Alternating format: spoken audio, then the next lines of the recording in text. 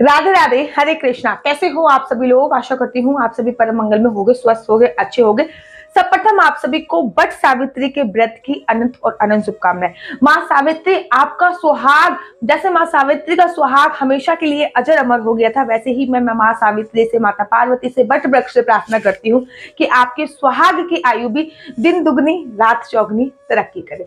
आज वट सावित्री के व्रत के उपलक्ष्य में आप लोगों को बताने जा रही हूँ कि वट सावित्री पर आपको अपनी सुहाग की लंबी आयु के लिए माता पार्वती से और वट सावित्री से अर्थात सावित्री मैया से दो चीजें अवश्य लेनी है। नंबर एक, आशीर्वाद। वो तो आप लोगों को पता ही है कि आप लोगों को माता पार्वती के चरण स्पर्श करने हैं और सावित्री मैया के चरण स्पर्श करने हैं, उनसे आशीर्वाद स्वरूप लेना है। क्योंकि बोलते हैं, शास्त्रों में ऐसा विधान आया है कि माँ सावित्री और पार्वती मैया एक ऐसी मैया है जिनका सुहाग हमेशा अजर और अमर रहा है। माँ सावित्री को वरदान पार्वती मैया ने दिया था और पार्वती मैया का सुहाग तो हमेशा ही अजर और अमर रहा है। माता पार्वती के कितने अवतार हो चुके हैं, भगवान ने जो नंद मुंडों की माला पहन रखी है उतने अवतार माँ पार्वती के हो चुके हैं, लेकिन भगवान शिव हमेशा अजर और अमर हैं। उन्हें अमरता का वरदान प्राप्त हो रखा है और ये अमरता का वरदान उनको अमर कथा सुनने के बाद प्राप्त हुआ था। ये सब आपने रामचरितमानस में या फिर भागवत जी में इसका श्रवण करा होगा। आज मैं आपको बात कर रही हूँ कि माँ पार्वती से अपने सुहाग की लंबी आयु के लिए माता पार्वती से आपको सिंदूर अवश्य लेना चाहिए। कैसे सिंदूर लेना चाहिए?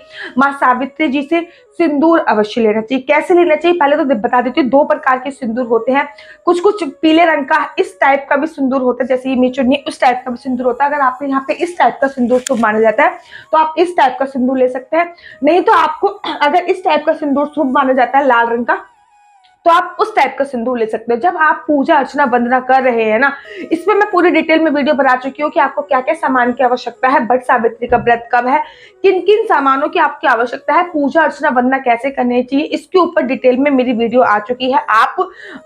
मैं डिस्क्रिप्शन बॉक्स में लिंक दे दूंगी या फिर एंड ऑफ स्क्रीन में लगा दूंगी, आप जाके चेकआउट अवश्य कर लीजिएगा। लेकिन आज मैं बात कर रही हूँ कि आपको माँ पार्वती से और सावित्री माता से सिंदूर अवश्य लेना होता है। उसके बिना सावित्री, जो वट सावित्री की पूजा अर्चना वंदना होती है वो अधूरी रहती है। देखिए, वट सावित्री की जो पूजा अर्चना वंदना होती है वो विशेष तौर पे माता पार्वती, भगवान शिव और वट वृक्ष और माँ सावित्री से संबंधित होती है। इसका जो व्रत पूजा अर्चना करी जाती है वो अपने हस्बैंड की लॉन्ग लाइफ के लिए की जाती है।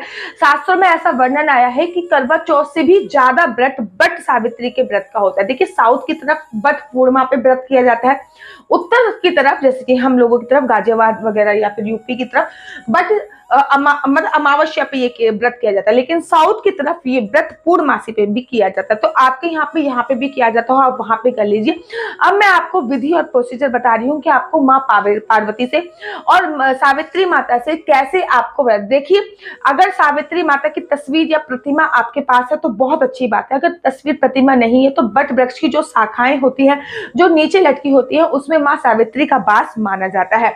और माता पार्वती की एक प्रतिमा आपको गोबर के उपले से बनानी है, मतलब गोबर से बनानी है या फिर मिट्टी से भी बना सकते हैं, या फिर अपने घर से कोई प्रतिमा बना के भी ले जा सकते हैं, या फिर कागज का प्रिंट आउट निकाल के वो प्रतिमा वट वृक्ष के नीचे पूजा अर्चना वंदना करने के बाद रख सकते हैं और उन्हीं से आपको सिंदूर लेना होता है। या फिर आप भगवान शिव के मंदिर में जाके भी सिंदूर अवश्य ले सकते हैं, वो आपके ऊपर निर्भर करता है। मैंने आपको सारे ही ऑप्शन बता दी है।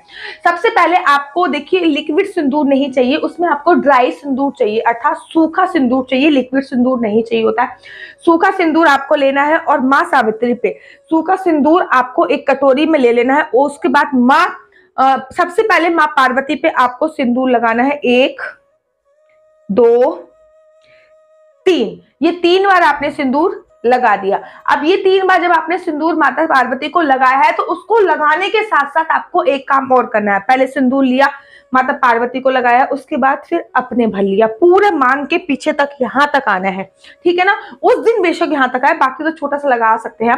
फिर उसके बाद दोबारा सिंदूर लिया, माता पार्वती के लगाया और फिर अपने भर लिया। फिर तीसरी बार सिंदूर लिया, माता पार्वती के पहले लगाया, उसके बाद अपने भर लिया। तो ये कहते हैं माता पार्वती से सिंदूर लेना। ठीक इसी प्रकार से आपको माँ सावित्री से भी सिंदूर लेना है। माँ सावित्री से सिंदूर आपको कैसे लेना है? माँ सावित्री की अगर कोई प्रतिमा है तो आपको सेम प्रोसीजर करना है। सिंदूर लेना है, पहले उनको लगाना है, फिर अपने भरना है, फिर सिंदूर लेना है, फिर उनको लगाना है, फिर अपने भरना है। अगर कोई आपके पास पिक्चर वगैरह है तो आप कर सकते हैं। अगर कोई पिक्चर इत्यादि नहीं है तो बट वृक्ष की जो शाखाएं होती हैं उसमें आपको सिंदूर एक लंबा सा लगाना है, फिर उससे अपना मांग भर लेनी है, उसी हाथ, दोबारा लेना नहीं है, उसी से अपना मांग भर लेनी है। फिर दोबारा से सिंदूर लगाना है, फिर अपनी मांग भर लेनी है, फिर दोबारा से सिंदूर लगाना है और अपनी मांग भर लेनी है। ऐसे करके आपको माता पार्वती से और मां सावित्री से सिंदूर अवश्य और अवश्य धारण करना है। कहते हैं इससे आपके पति की आयु लंबी होती है। इस दिन आपको गुलगुले अवश्य बनाने होते हैं, गुलगुले अर्थात मीठे पुए भी बोलते हैं। आपके यहाँ पे क्या कहते हैं मुझे कमेंट करके बताइए। और इस दिन अपनी संतान की लॉन्ग लाइफ के लिए और आपका वंश ना रुके, बच्चे पैदा अवश्य हो और बच्चे दीर्घ आयु को प्राप्त हो, दीर्घ आयु हो उनकी, तो उनके लिए आपको अंकुरित चने बट वृक्ष पे समर्पित अवश्य करने चाहिए। अंकुरित चने आपको पान करने चाहिए, अपने हस्बैंड को अंकुरित चने देने चाहिए। आपके घर के परिवार के जितने भी सदस्य हैं सबको आपको गुलगुले और अंकुरित चने जरूर देने चाहिए। आपको कैसे पूजा अर्चना वरना करनी है इसके ऊपर डिटेल में वीडियो चाहते हैं तो मुझे कमेंट्स कीजिए, मैं उसके ऊपर भी डिटेल में वीडियो बनाऊंगी। और आपको मेरी वीडियो कैसी लगती है, अगर आपको मेरी वीडियो अच्छी लगती है तो आप अपना यूट्यूब चैनल हरी बोल को लाइक शेयर सब्सक्राइब करना बिल्कुल भी मत भूलिए। तब तक के लिए मुझे दीजिए इजाजत। राधे राधे, हरे कृष्ण, हरि बोल।